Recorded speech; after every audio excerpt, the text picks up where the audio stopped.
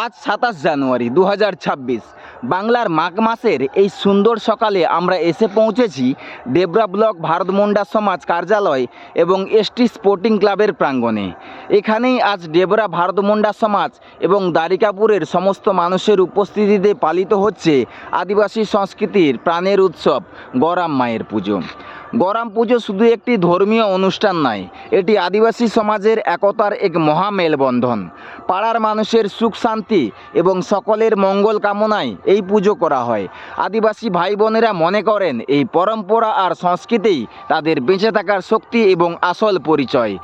ইতিমধ্যেই পুজোর নিয়ম নীতি সম্পূর্ণ হয়েছে এবং নিষ্ঠার সাথে প্রসাদ বিতরণ করা চলছে।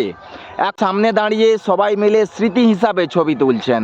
আমাদের সাথে এই আনন্দঘন মুহূর্তে সামিল হয়েছেন ভারত মুন্ডা সমাজের সম্মানীয় সম্পাদক মহাশয়। ধন্যবাদ। এভাবেই বেঁচে থাকুক আমাদের ঐতিহ্য। জয় মুন্ডারি, জয় গরাম্মা।